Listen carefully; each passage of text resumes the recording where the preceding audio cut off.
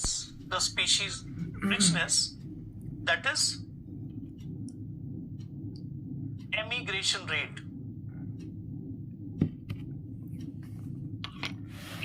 Emigration rate सबसे पहला factor. Emigration rate का मतलब है कि मेन लैंड से आइलैंड के ऊपर स्पीशीज के आने की दर है ना, आइलैंड के ऊपर स्पीशीज के आने की दर, रेट क्या है, ठीक है। अब बड़ी लॉजिकल बात है, ध्यान से समझना कि अगर मेन लैंड और आइलैंड इन दोनों के बीच में डिस्टेंस, इन दोनों के बीच में साइज और भी कई सारे फैक्टर्स हैं जो इमिग्रेशन रेट को इन्फ्लुएंस करते हैं, लेकिन हम कुछ बातें हैं जो इमिग्रेशन रेट के लिए यहां पर लिखेंगे कि कौन सी कंडीशन में इमिग्रेशन की रेट ज्यादा होगी। आप बताओगे, अगर कोई आइलैंड स्मॉल साइज का हो और उसी के साथ साथ पूरी तरह से खाली हो, बैरन हो, बैरन या कह सकते हो एम्प्टी हो, है ना। तो अगर कोई आइलैंड बैरन है, बैरन के साथ साथ स्मॉल साइज का है, तो मुझे आपको ये बताना है कि जो इमिग्रेशन की रेट है वो एग्जैक्टली क्या हो सकती है। उसी के साथ साथ आपको ये बताना है कि अगर मान लीजिए कि कोई आइलैंड मेन लैंड से काफी पास में है या दूर है, तो इमिग्रेशन की रेट पर क्या असर पड़ेगा। तो आपको पहली चीज क्या गेस करनी है कि इमिग्रेशन की रेट के ऊपर क्या इन फैक्टर्स का असर पड़ता है। अगर कोई आइलैंड छोटी साइज का है तो इमिग्रेशन रेट पर क्या असर पड़ेगा, है ना। अगर कोई आइलैंड मेनलैंड से काफी दूर है तो इमिग्रेशन रेट पर क्या असर पड़ेगा, ये आपको बताना है। तो फिलहाल आप देखेंगे कि अगर कोई आइलैंड छोटी साइज का होगा तो बहुत जल्दी उसकी इमिग्रेशन रेट कम होनी शुरू हो जाएगी, बहुत जल्दी जल्दी कम होनी शुरू हो जाएगी। इसीलिए कई बार हम जब कभी भी बात करते हैं किसको लेकर के, जब कभी भी इमिग्रेशन रेट को लेकर के बात करते हैं तो एक बार में एक ही पैरामीटर देखा जाता है, और एक बार में वो कौन सा पैरामीटर देखा जा सकता है, that is about the distance, है ना। कि डिस्टेंस बिटवीन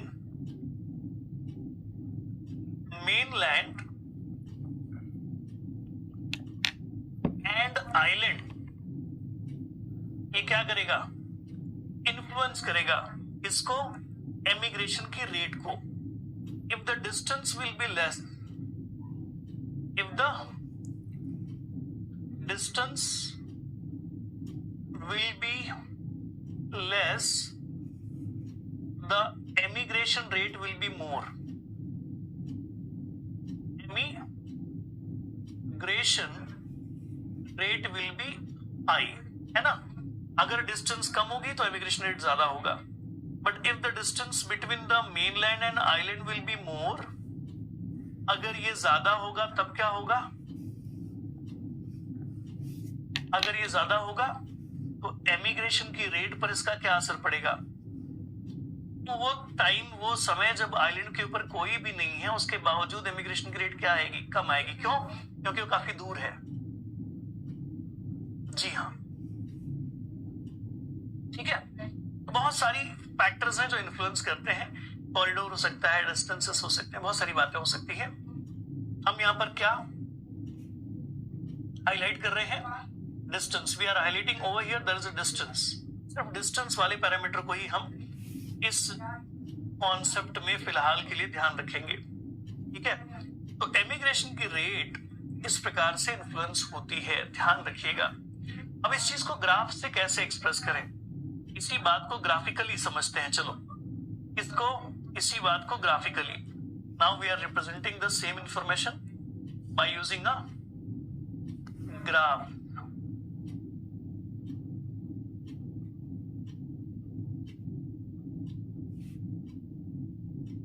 समझाता हूं।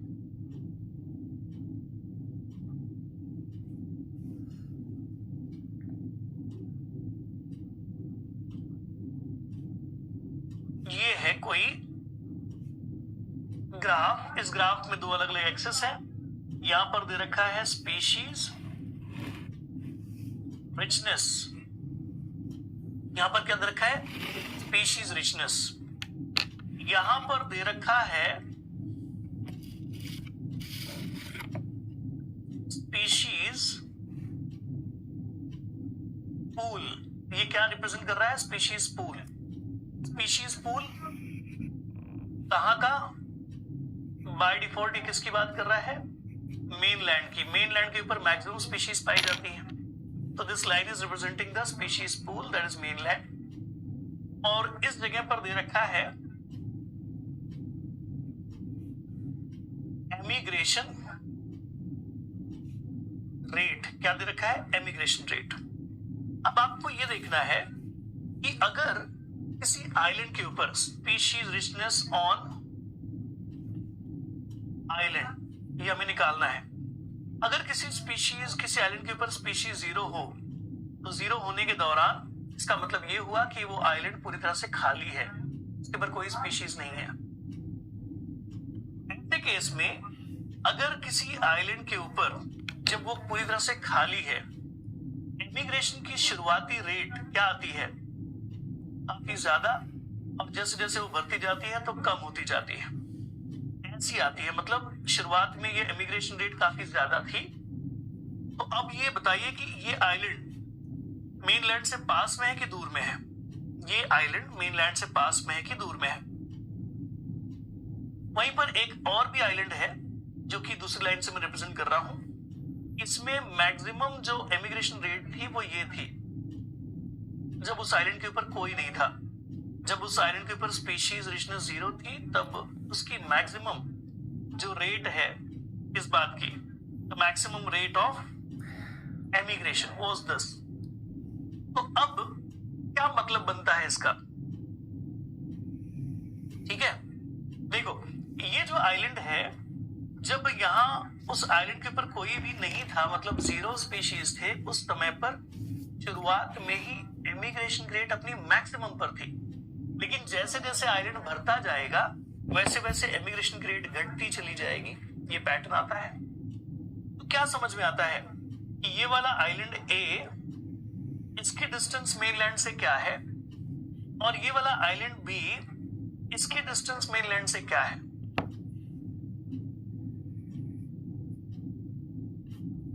स्मॉल साइज में इमिग्रेशन रेट क्या होगी? स्मॉल साइज की होगी तो बेटा जल्दी से इमिग्रेशन रेट जो है घट जाएगी। तो आप कभी भी साइज को लेकर के बात करेंगे तो कंफ्यूजन रहेगा, तो साइज वाली बात को साइड में कर दो, सिर्फ डिस्टेंस को लेकर के बात करेंगे अगर इमिग्रेशन रेट वाले फैक्टर के बारे में बात करेंगे तो, ताकि कंफ्यूजन ना हो और हम कंफ्यूज ना हो, कोई क्वेश्चन में गलती ना करें। सो इसका क्या मतलब हुआ?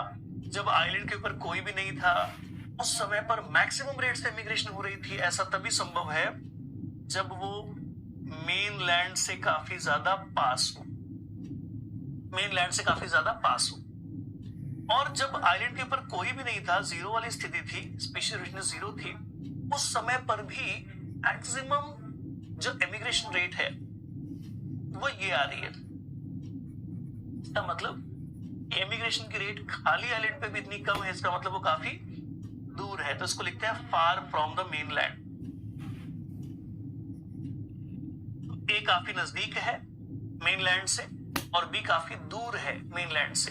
इस प्रकार से आपको ये पढ़ना होता है। तो ग्राफ की मदद से हमने क्या बताया?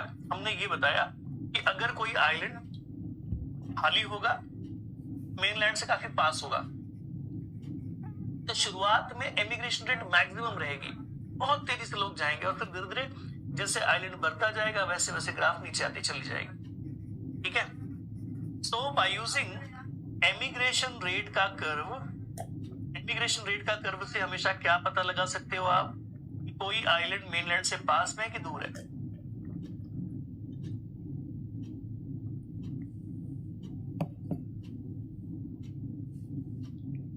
फौजिया बेटा, अगर किसी आइलैंड के ऊपर स्पीशीज रिचनेस जीरो है तो उसका क्या मतलब होता है?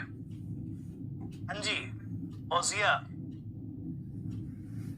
अगर किसी आइलैंड के ऊपर स्पीशीज रिचनेस जीरो है, मतलब बेटा क्या कंडीशन हुई? ये क्या कंडीशन हुई बताओ?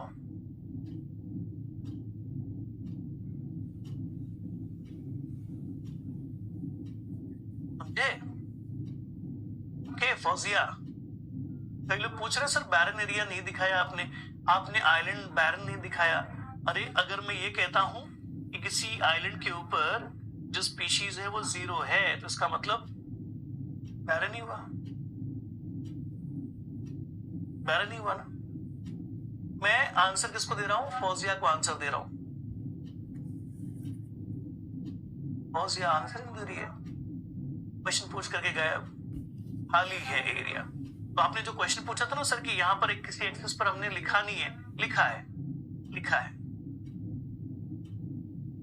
ठीक है, चलो नेक्स्ट। तो ये तो हो गया पहला फैक्टर, ये पहला फैक्टर पढ़ लिया। अब बढ़ते दूसरे फैक्टर की तरफ। दूसरा फैक्टर क्या है? The next factor is extinction rate.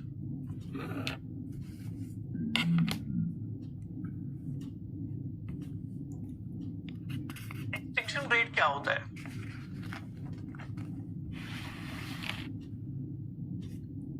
एक बार फिर से बता दें सब कुछ, एक बार फिर से वाला जो कॉन्सेप्ट है बड़ा गड़बड़ है। एक बार फिर से बताना मतलब फिर से इतना 23 मिनट की बात, 23 मिनट की बात फिर से बताना।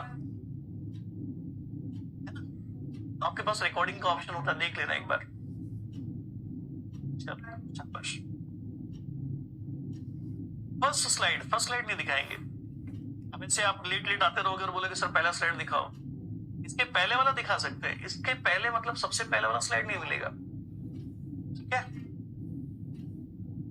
ओके आगे।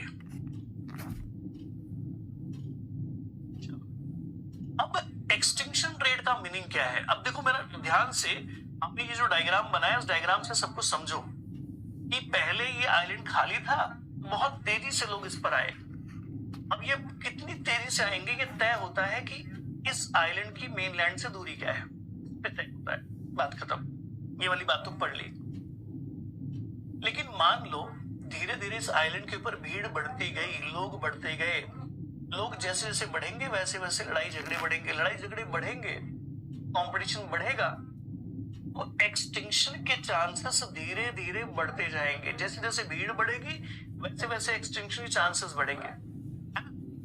तो एक्सटिंक्शन रेट का मतलब आप ये डिस्कस कर रहे हो, ये वो धीरे धीरे क्या देखने को मिलेगा, वहां पर डेथ की संभावना बढ़ती हुई दिखाई देगी।